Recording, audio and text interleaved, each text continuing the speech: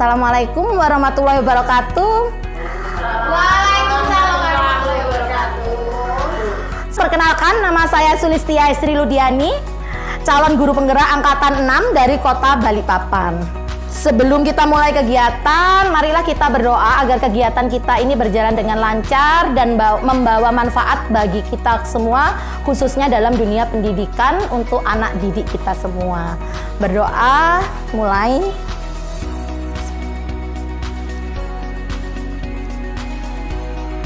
Selesai. Saya ucapkan terima kasih Bapak Ibu semua telah meluangkan waktunya untuk menghadiri aksi nyata budaya positif di lingkungan sekolah. Ini merupakan tugas dari calon guru penggerak, yaitu aksi nyata modul 1.4. Baik, di sini saya akan menjelaskan tentang budaya positif di lingkungan sekolah. Salah satu tanggung jawab seorang guru adalah bagaimana menciptakan suatu lingkungan positif yang terdiri dari warga sekolah yang saling mendukung, saling belajar, saling bekerja sama sehingga tercipta kebiasaan-kebiasaan baik. Dari kebiasaan-kebiasaan baik ini akan tumbuh menjadi karakter-karakter baik warga sekolah. Dan pada akhirnya karakter-karakter dari kebiasaan-kebiasaan baik tersebut akan membentuk sebuah budaya positif. Untuk itulah menciptakan lingkungan positif agar tercipta suatu budaya positif adalah suatu proses perjalanan pendidikan yang harus kita jalani, karena ini merupakan tanggung jawab kita sebagai seorang pendidik dan sebagai pemimpin pembelajaran. Hal ini sesuai dengan tujuan pendidikan menurut Ki Hajar Dewantara, yaitu pendidikan adalah untuk menuntun anak. Ini merupakan salah satu filosofi dari Ki Hajar Dewantara yang sejalan dengan semboyannya, yaitu Ing Ngarsa Sung Tulodo, Ing Madya Mangun Karso, dan Tutwuru Handayani. Yang artinya dari depan ini memberi teladan, di tengah membangun kemauan, dan di belakang memberi dorongan.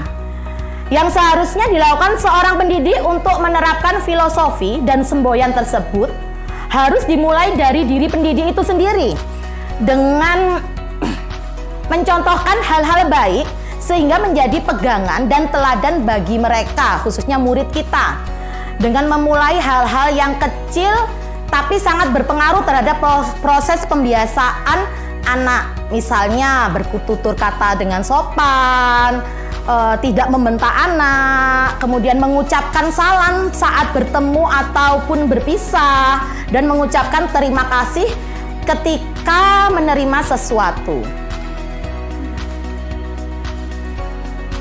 Budaya positif yang ingin kita ciptakan ini memiliki beberapa langkah untuk penerapannya. Yang pertama yaitu adanya disiplin positif dan nilai kebajikan universal. Kemudian adanya teori motivasi, hukuman, konsekuensi, dan restitusi. Ketiga yaitu pembuatan keyakinan kelas. Keempat, kebutuhan dasar manusia dan dunia berkualitas. Yang kelima, 5 posisi kontrol kita sebagai guru. Dan yang keenam, adanya segitiga restitusi dalam penyelesaian masalah. Yang pertama yaitu disiplin positif. Disiplin positif ini merupakan unsur utama dalam terwujudnya budaya positif yang kita cita-citakan di lingkungan sekolah kita. Disiplin positif dapat menanamkan motivasi pada murid kita, yaitu untuk menjadi orang yang mereka inginkan dan dapat menghargai diri mereka sendiri dengan nilai-nilai yang mereka percaya. Ketika murid-murid kita ini memiliki motivasi tersebut, ini artinya mereka telah memiliki motivasi intrinsik yang berdampak pada jangka panjang. Motivasi intrinsik ini tidak akan terpengaruh dengan adanya hukuman ataupun hadiah. Kemudian nilai-nilai kebajikan universal. Nilai-nilai kebajikan adalah nilai positif manusia yang merupakan tujuan mulia yang ingin dicapai setiap individu. Di sini kita menggunakan nilai-nilai kebajikan yang ingin dicapai oleh setiap anak Indonesia dalam dunia pendidikan yang lebih kita kenal dengan profil pelajar Pancasila. Yang ini terdiri dari 6 ya. Yang pertama yaitu beriman, bertakwa kepada Tuhan Yang Maha Esa, kemudian berakhlak mulia, mandiri, bernalar kritis, berkemidekaan global, bergotong royong dan kreatif. Yang ketiga, kita mengenali motivasi perilaku manusia. Menurut Diane Gosen, katakan ada 3 motivasi perilaku manusia. Yang pertama yaitu untuk menghindari ketidaknyamanan atau hukuman. Biasanya setiap orang atau anak didik kita ketika melakukan sesuatu hal yang ada di sekolah, ini motivasi pertama itu kebanyakan untuk menghindari hukuman atau ketidaknyamanan. Nah, motivasi ini merupakan motivasi yang ekstrinsik ya, dari luar. Ini masih bersifat jangka pendek. Kemudian yang kedua yaitu untuk mendapat imbalan atau penghargaan dari orang lain. Mereka berbuat sesuai dengan aturan atau berbuat baik karena ingin mendapatkan imbalan atau penghargaan. Ini juga merupakan motivasi ekstrinsik dari luar. Motivasi yang ketiga yaitu untuk menjadi orang yang mereka inginkan dan menghargai diri sendiri dengan nilai-nilai yang mereka percaya. Nah, ini adalah motivasi yang nantinya kita harapkan ada pada peserta didik.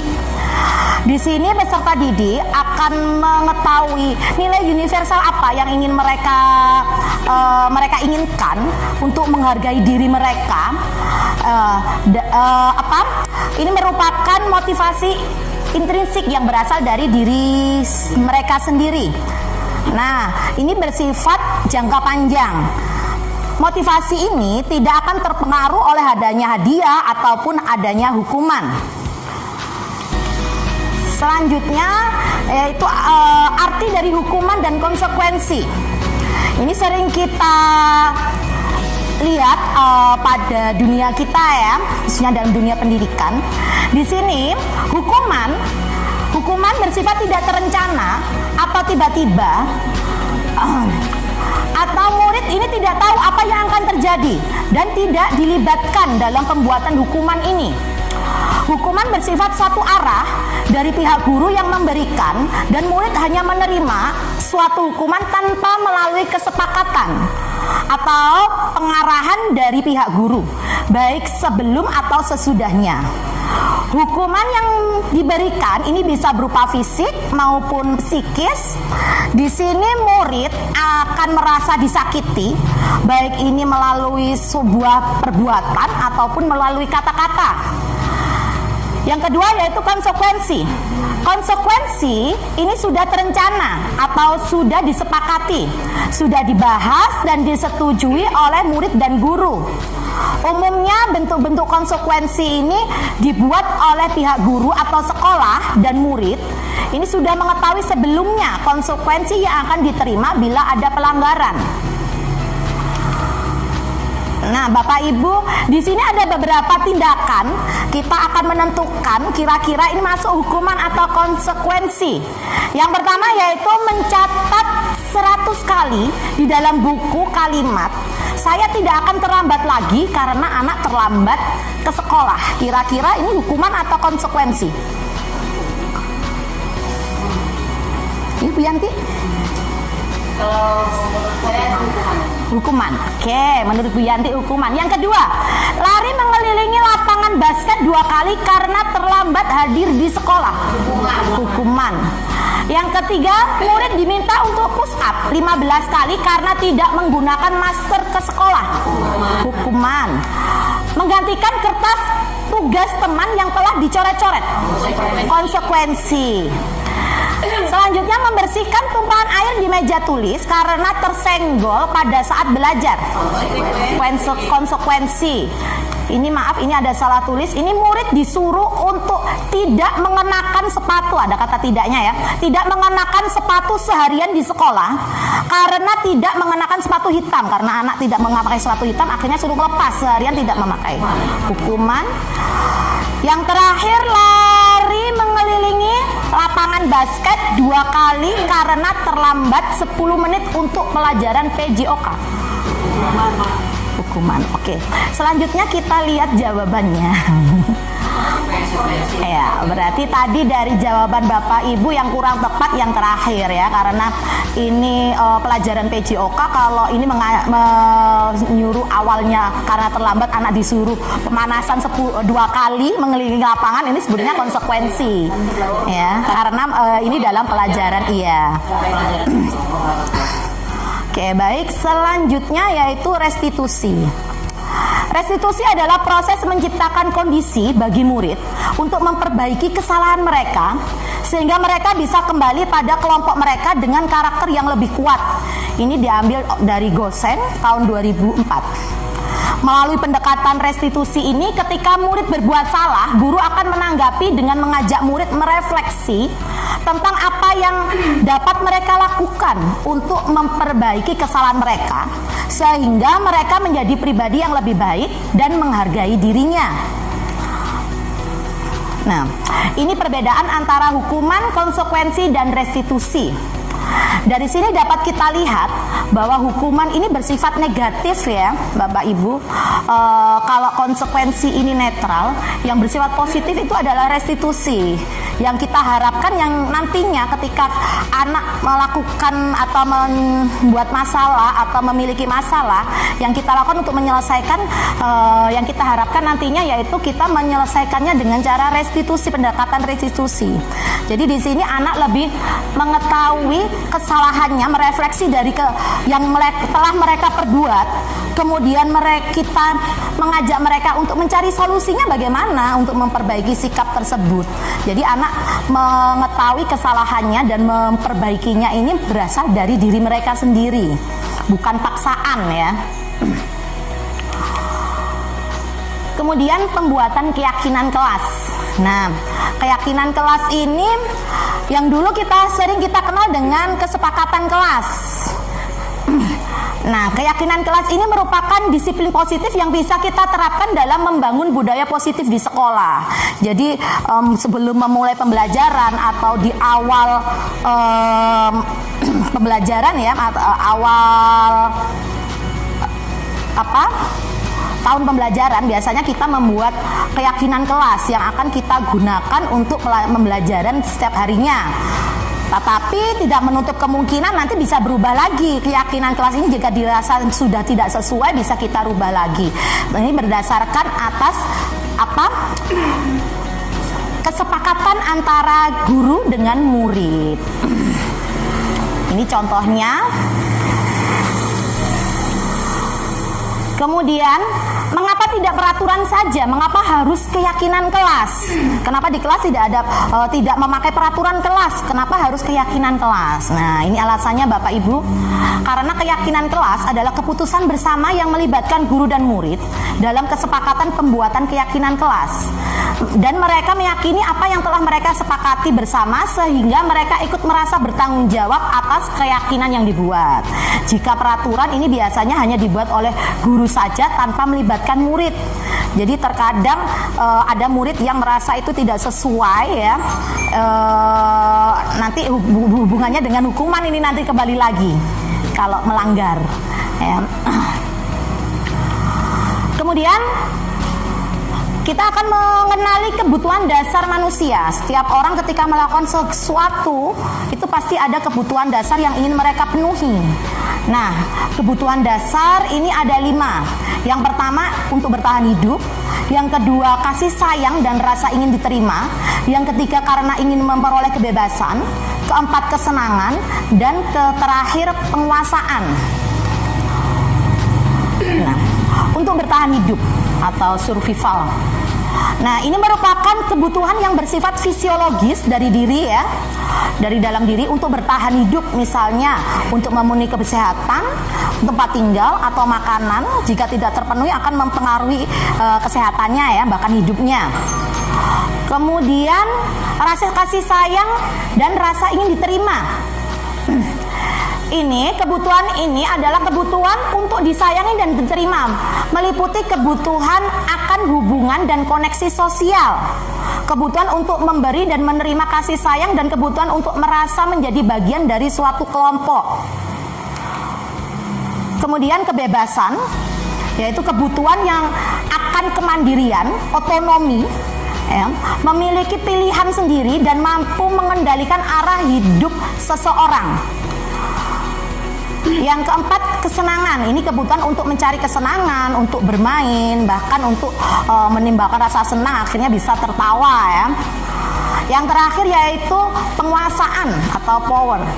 Kebutuhan ini berhubungan dengan kekuatan untuk mencapai sesuatu, menjadi kompeten, menjadi terampil, diakui atas prestasi dan keterampilan kita, didengar dan memiliki rasa harga diri. Nah, di sini pernahkah terpikir oleh kita sebagai pendidik, ada salah satu anak kita yang berbeda dengan teman-temannya? Mungkin sering kita ketemui ya di kelas, ada beberapa anak yang berbeda dengan teman-temannya. Salah satu contohnya di sini saya contohkan, Doni ini seringkali meminta bekal makan siang temannya, bahkan dengan cara paksa. Nah, untuk mengatasi hal ini, untuk menghadapi hal ini, kita diharapkan untuk mengetahui kira-kira apa alasan Doni melakukan hal tersebut. Nah, seandainya saya kembali lagi ke yang tadi ya. Tadi Doni suka mengambil makanan dengan paksa. Seandainya ketika kita tanya, kenapa Doni melakukan hal tersebut? Ternyata dia menjawab karena dia tidak pernah dibawakan bekal oleh orang tua. Berarti yang ingin dipenuhi oleh Doni ini adalah kebutuhan untuk bertahan hidup, karena dia tidak pernah dibawakan bekal oleh orang tuanya. Tetapi ketika Doni menjawab agar temannya ini lebih perhatian dengan dia, terus kemudian ketika dia buat kesalahan agar gurunya ini memanggil orang tuanya, agar orang tuanya juga lebih memperhatikan dia. Jadi kebutuhan yang ingin dipenuhi Doni adalah kasih sayang dan rasa ingin diterima. Tetapi ketika Doni ingin menjawab sudah dibawakan bekal, tetapi dia ingin merasakan bekal temannya yang rasanya jelas berbeda, isinya berbeda. Berarti dia ingin memenuhi kebutuhan tentang kebebasan. Kemudian ketika Doni menjawab, saya senang ketika teman saya digoda, itu lucu. Nah, berarti Doni ini ingin memenuhi kebutuhan kesenangan. Dan yang terakhir, ketika Doni melakukan itu biar temannya ini merasa takut, mengakui Doni anak yang paling kuat di kelas. Nah, ini berarti kebutuhan yang akan dipenuhi oleh Doni adalah tentang penguasaan. Jadi kita harus mendengarkan alasan dulu ya dari murid kita ketika ingin menyelesaikan permasalahan mereka. Yang kelima, ini adalah 5 posisi kontrol kita sebagai guru ya. Menurut teori kontrol Dr. William Glasser, dosen, berkesimpulan ada 5 posisi kontrol yang diterapkan oleh seorang guru, orang tua ataupun alasan dalam melakukan kontrol tersebut. Yang pertama yaitu sebagai penghukum. Seorang penghukum ini biasanya menggunakan hukuman fisik maupun verbal. Orang-orang yang menjalankan posisi penghukum ini senantiasa mengatakan bahwa sekolah memerlukan sistem atau alat yang dapat lebih menekan murid-murid lebih dalam lagi. Kemudian posisi pembuat rasa bersalah. Pada posisi ini biasanya guru akan bersuara lebih lembut. Membuat rasa bersalah akan menggunakan keheningan yang membuat orang lain merasa tidak nyaman, bersalah atau merasa rendah diri. Nah, untuk posisi penghukum dan membuat rasa bersalah ini memang seharusnya kita hindari. Kemudian yang ketiga yaitu posisi sebagai teman. Guru pada posisi ini tidak akan menyakiti murid, namun akan tetap berupaya mengontrol murid melalui persuasi. Posisi teman pada guru bisa negatif, bisa juga positif. Posisi positif di sini berupa hubungan baik yang terjalin antara guru dan murid. Guru di posisi teman menggunakan hubungan baik dan humor untuk mempengaruhi seseorang. Tetapi terkadang karena kita berposisi sebagai teman, ada anak yang menyalahartikan, ini temanku, akhirnya anak bisa kurang sopan atau melampaui batas ya antara hubungan antara guru dan murid.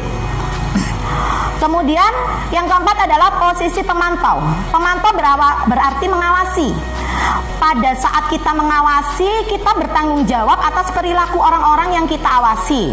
Posisi pemantau berdasarkan pada peraturan-peraturan dan konsekuensi.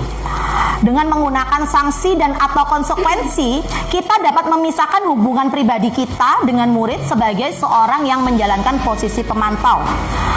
Kemudian yang kelima yaitu posisi manajer.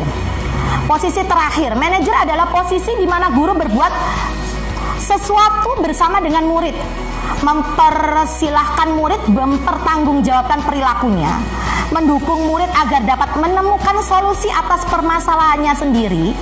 Seorang manajer telah memiliki keterampilan di posisi teman maupun pemantau, dan dengan demikian bisa jadi di waktu-waktu tertentu kembali kepada kedua posisi tersebut. Jadi di sini kita diharapkan kita sebagai posisi manajer. Posisi manajer ini jadi posisi teman dan pemantau ini masuk ke dalam posisi manajer. Tetapi kita bisa melakukan di manajer, kita bisa melakukan sebagai teman, pemantau dan manajer, tapi bisa juga terpisah, teman saja atau pemantau saja juga bisa di manajer. Selanjutnya, kira-kira kita ini ada di mana? Nanti Bapak Ibu sendiri ya yang merefleksi kebiasaan-kebiasaan yang telah kita lakukan selama ini. Yang terakhir yaitu segitiga restitusi. Tadi sudah arti restitusi tadi adalah proses menciptakan kondisi bagi murid untuk memperbaiki kesalahan mereka sehingga mereka bisa kembali pada kelompok mereka dengan karakter yang lebih kuat. Kemudian restitusi ini merupakan proses kolaboratif yang mengajarkan murid untuk mencari solusi untuk masalah mereka dan membantu murid berpikir tentang orang seperti apa yang mereka ingin menjadi atau tujuan mulia mereka dan bagaimana mereka harus memperlakukan orang lain. Ini diambil dari Gosen 2004. Dalam segitiga restitusi ini ada 3 langkah ya Bapak Ibu. Yang pertama yaitu menstabilkan identitas ya. Di sini dapat kita lakukan anak yang melanggar peraturan karena sedang mencari perhatian. Adalah anak yang sedang mengalami kegagalan. Dia mencoba untuk memenuhi kebutuhan dasarnya tadi. Namun ada benturan. Kalau kita mengkritik dia, maka kita akan tetap membuatnya dalam posisi gagal. Nah, pada menstabilkan identitas ini kita mengajak anak untuk mengenali apa yang telah mereka lakukan. Kemudian validasi tindakan yang salah.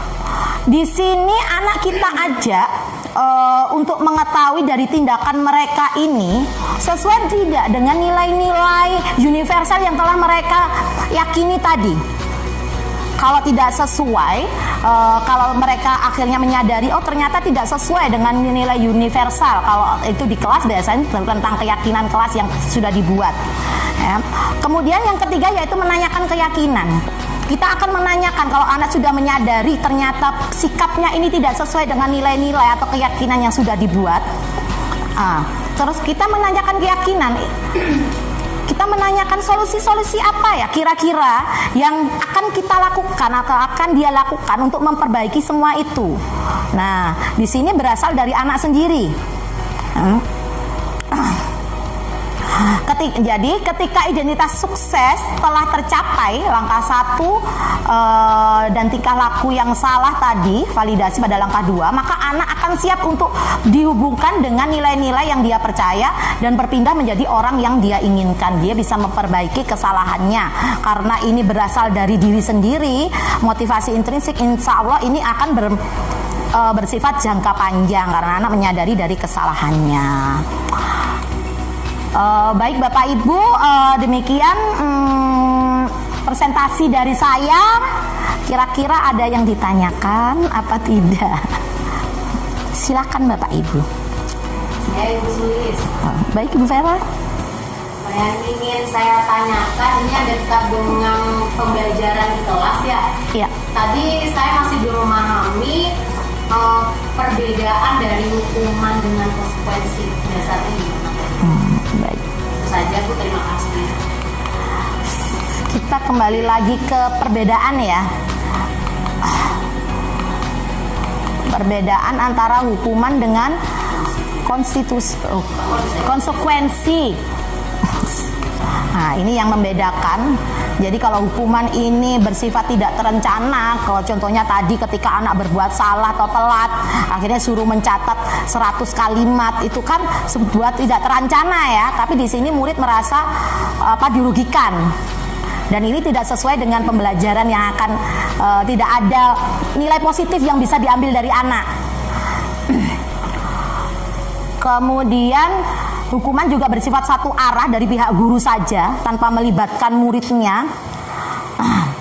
Sedangkan konsekuensi ini terencana, sudah disepakati atau dibahas sebelumnya ya.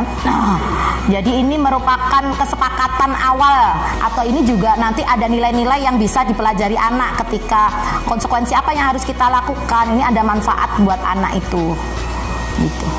Baik Bu Vera, bagaimana? Ya, terima kasih Bu, sudah jelas. Selanjutnya Bapak Ibu, ada lagi?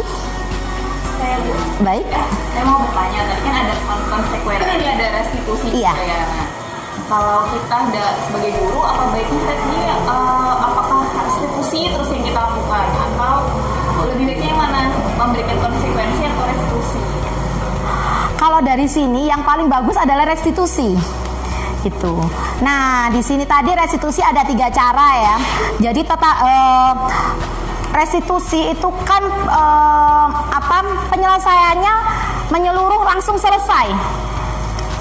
Jadi ada solusinya dari permasalahan anak. Tapi kalau konsekuensi kan belum. Anak terlambat atau anak mencoret buku temannya akhirnya atau merobekkan, berarti harus mengganti ya gitu kan. Terus tadi olahraga telat, disuruh pemanasan sendiri.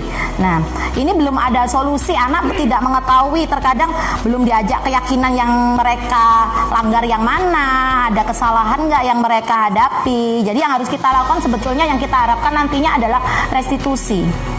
Jadi biar anak menyadari kesalahannya, dan kesadaran ini berasal dari diri sendiri. Yang akan. Nah, perlu saya tandalkan tadi restitusi ada 3 langkah. Dari 3 langkah ini sebetulnya kalau harus kita lakukan ya. Untuk jadi anak diajak mengenali kesalahannya, terus kemudian nilai apa yang telah tidak sesuai dengan perbuatannya, kemudian solusi apa yang kira-kira akan mereka lakukan untuk memperbaiki perbuatannya tadi. Jadi kita hanya menuntun mereka untuk mengambil solusi-solusi, bukan dari kita, tapi dari anak sendiri.